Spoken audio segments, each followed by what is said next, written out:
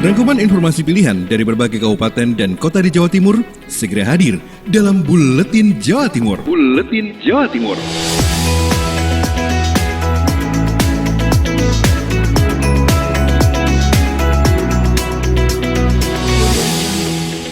Halo, salam jumpa sahabat. Kita berada di program Buletin Jawa Timur yang hadir di ruang dengar Anda edisi 25 Desember 2020 bersama saya Ben Chandra. Kita awali bersama Agustin Merdekawati. Polres siagakan ratusan personel Nataru awasi tempat keramaian. Polres Nganjuk menyiagakan ratusan personel untuk mengamankan Natal dan Tahun Baru atau Nataru. Mereka akan melakukan pengawasan di sejumlah tempat keramaian dan rawan macet di Kota Angin. Tidak hanya memastikan arus lalu lintas lancar, dalam operasi Lilin Semeru tahun 2020, pihaknya mendapat tugas tambahan untuk mencegah penularan COVID-19. Kapolres Nganjuk AKBP Harfi Adi Agung Pratama mengatakan, Polres Nganjuk sudah melakukan pemetaan tempat keramaian dan titik rawan macet di Kota Angin dalam operasi Lilin Semeru mulai kemarin hingga 4 Januari 2021. Polisi akan melakukan pengawasan. Operasi Lilin Semeru tahun 2020 lebih ditekankan pada pencegahan penularan COVID-19. Dan libur panjang akhir tahun menurutnya rentan menimbulkan penularan COVID-19. Karenanya, selain menjaga sejumlah titik rawan macet di Nganjuk, disebutnya pihaknya juga mengawasi sejumlah titik keramaian. Selain Taman Anjuk Ladang dan alun-alun, pedestrian Jalan Ahmad Yani juga akan jadi titik pengawasan. Dari Agustin Merdekawati, Suara Anjuk Ladang Nganjuk. Selanjutnya dengan Amanda, Radio Suara Madiun. Pemerintah Kota Madiun dan Majelis Ulama Indonesia atau MUI Kota Madiun meminta seluruh elemen masyarakat menjaga toleransi antar umat beragama. Memasuki momen perayaan Natal yang jatuh pada tanggal 25 Desember, Majelis Ulama Indonesia MUI Kota Madiun meminta seluruh elemen masyarakat menjaga toleransi antar umat beragama. Ketua MUI Kota Madiun, Sutoyo, mengatakan umat muslim harus berjiwa besar dan menekankan pentingnya toleransi terhadap perayaan agama lain. Lebih dari itu, umat muslim juga perlu mengakomodasi umat Nasrani agar dapat merayakan Natal dengan aman dan damai. Kita hanya menghimbau supaya menghormati. Umat Islam jangan mengganggu orang-orang Kristen yang sedang misa, yang sedang ibadah Natal. Kita hormati. Harapan kami Kota Madiun rukun, guyup, tidak ada konflik satupun. Hal tersebut juga disampaikan Wali Kota Madiun Maidi yang juga menghimbau seluruh elemen masyarakat saling menghormati dan menghargai perayaan Natal. Ya begini, jadi untuk menyambut Natal dan Tahun Baru, yang sifatnya keagamaan di gereja, semuanya ketat protokol kesehatan.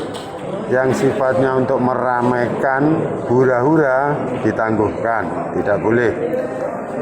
Oleh karena itu, ini semua harus kita hormati bersama. Dan kita juga menghormati dengan acara Natal ini, semuanya juga menghormati kegiatan-kegiatan Natal.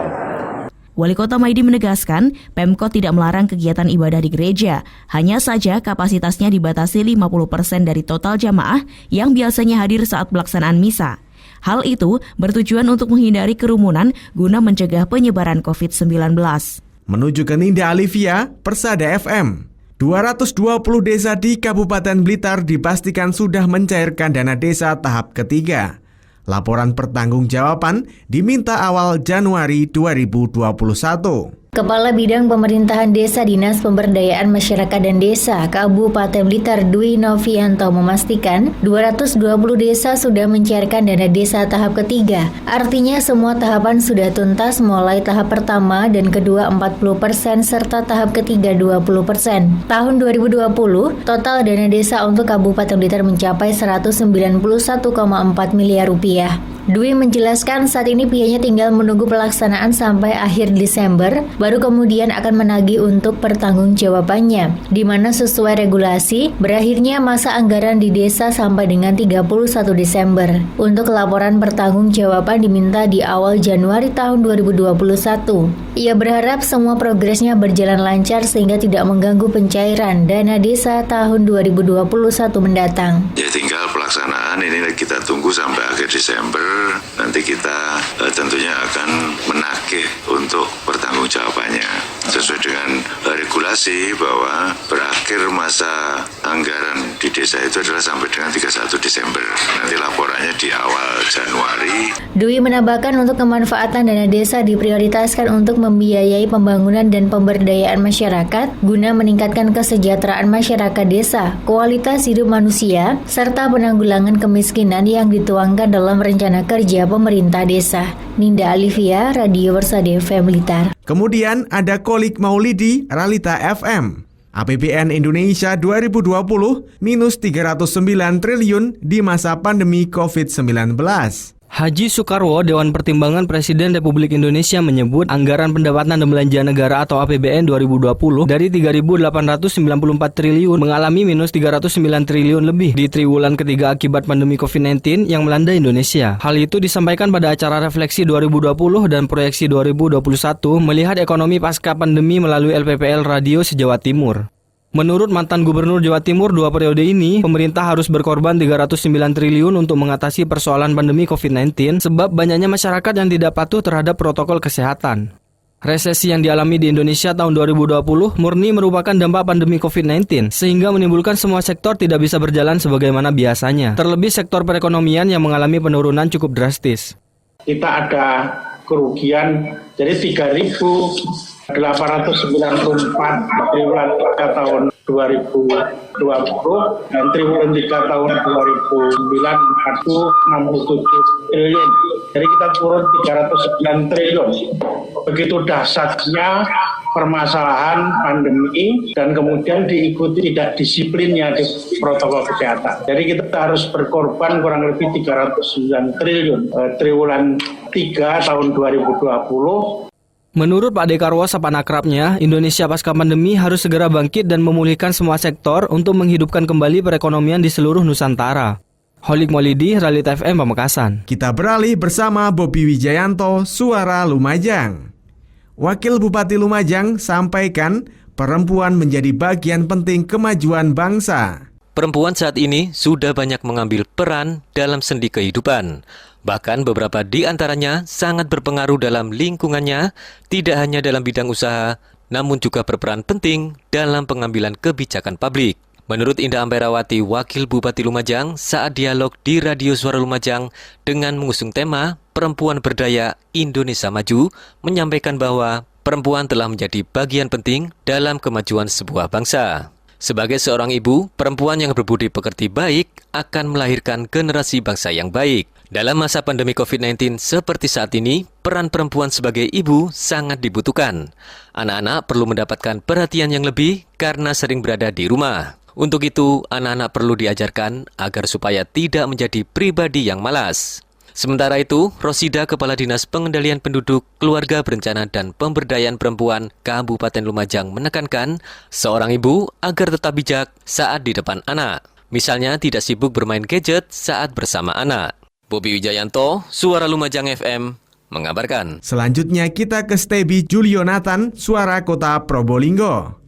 Lindungi kesehatan ulama, Pemkot lakukan rapid antigen untuk ulama. Untuk melindungi alim ulama dan memastikan dalam kondisi yang sehat, pemerintah Kota Probolinggo melalui bagian Kesra dan Dinas Kesehatan P2KB melakukan rapid test antigen COVID-19 dan posbindu di Klinik NU, Jalan Mastrip, Selasa siang. Sebanyak 40 ulama diundang dalam tes tersebut.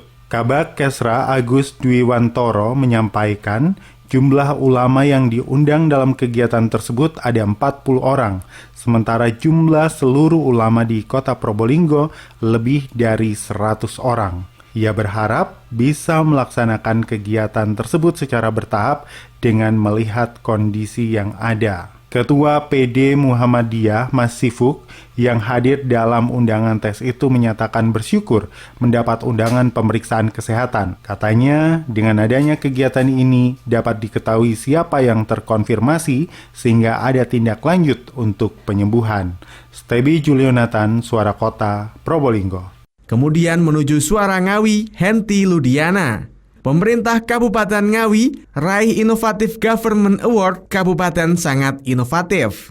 Penghargaan Inovatif Government Award kategori Kabupaten Sangat Inovatif dari Kementerian Dalam Negeri diterima langsung Sodik Triwidianto Sekdangawi di Hotel Sultan Jalan Gatot Subroto, Jakarta Pusat, Jumat 18 Desember kemarin. Sodik mengatakan penghargaan ini tidak lepas dari upaya Pemkab Ngawi memberikan motivasi kepada setiap organisasi perangkat daerah atau instansi untuk melakukan inovasi, yakni setiap OPD maupun instansi didorong untuk menciptakan sebuah inovasi, minimal ada satu yang bisa ditonjolkan. Alhamdulillah kita mendapatkan penghargaan dari pemerintah pusat terkait dengan daerah yang sangat inovatif atau inovatif government award. Jadi ini merupakan kebanggaan kita bahwa daerah kita dinilai oleh pusat bahwa memiliki indeks yang sangat inovatif. Di Kabupaten Ngawi sendiri sebenarnya telah memiliki banyak inovasi, namun masih belum bisa terdata di pusat karena belum disertai data pendukung seperti legalitas keputusan atau peraturan bupati, peraturan daerah, dan dokumentasi lain. Untuk itulah Pemda Ngawi akan menata dari awal sehingga pada saat akan disampaikan ke pusat, kelengkapan datanya bisa terpenuhi. Henti Ludiana, LPPL Suara Ngawi. Informasi selanjutnya dari Panji Harto, Suara Sidoarjo. Gandeng media massa, Badan Pusat Statistik Sidoarjo menggelar ekspos data statistik tahun 2020.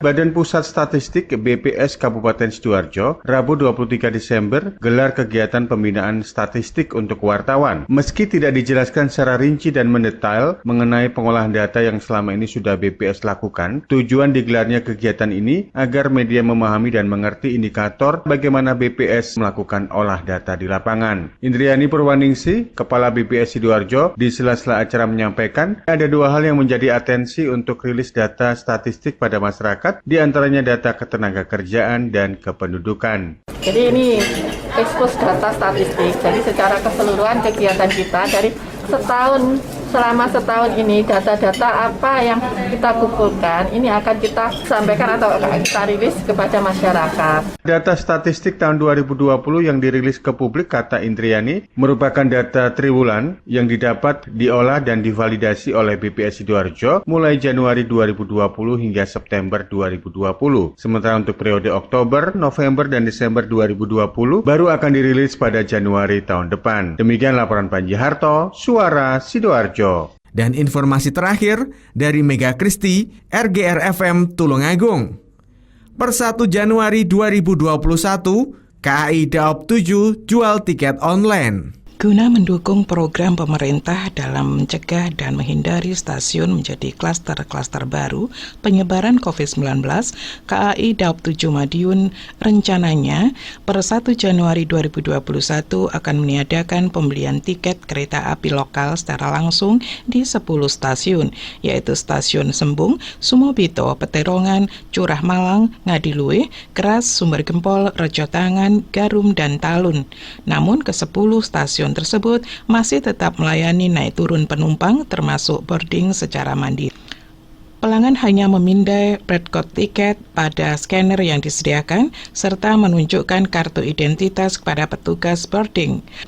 Hal ini disampaikan oleh Humas Daop 7 Madiun, Ikhvan Hendri Wintoko. Menurut Ikhvan, dengan ditiadakannya pelayanan penjualan tiket kereta api lokal secara langsung, pelanggan tidak perlu khawatir karena PT KAI telah menyediakan pelayanan aplikasi KAI Akses yang bisa digunakan untuk pembelian atau pemesanan tiket kereta api lokal sampai dengan H-7 sampai dengan H-15 menit sebelum keberangkatan kereta api lokal. Ikhvan juga menambahkan pelayanan tiket secara online menggunakan aplikasi KAI Akses sebagai wujud PT KAI telah menjalankan program pemerintah dan mendukung pencegahan dan penyebaran COVID-19 dengan tidak ada kontak fisik secara langsung antara pelanggan dengan petugas loket dan akan berkurangnya kerumunan orang di antrian loket stasiun sehingga physical distancing tetap terjaga.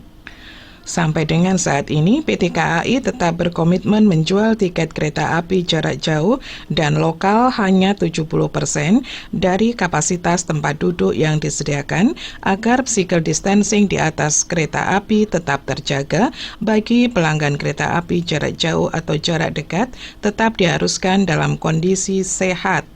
Saya Mega Kristi, 90,1 RGR FM Tulungagung. Demikian sahabat, informasi Buletin Jawa Timur edisi 25 Desember 2020 telah kami hadirkan. Saya Ben Chandra undur diri dan sampai jumpa. Rangkuman informasi pilihan dari berbagai kabupaten dan kota di Jawa Timur baru saja sahabat dengarkan dalam Buletin Jawa Timur. Buletin Jawa Timur. Buletin Jawa Timur bisa sahabat dengarkan Senin sampai Jumat jam 8 pagi dan 4 sore. Disiarkan serentak di Lembaga Penyiaran Publik Lokal Suara Sidoarjo, Persada Kabupaten Blitar, Mardika Kota Blitar, Ralita Pamekasan, Suara Sampang, Suara Kota Probolinggo, Suara Lumajang, Suara Pasuruan, Blambangan Banyuwangi, Wika Mojokerto, Suara Gresik, Pradia, Suara Tuban, Malawapati Bojonegoro, Ersal Nganjuk, Suara Madiun, Suara Ngawi, Suara Pacitan, Praja Angkasa Trenggalek, Magetan Indah, dan RGR Tulungagung. Persembahan dari Asosiasi Lembaga Penyiaran Publik Lokal Jawa Timur.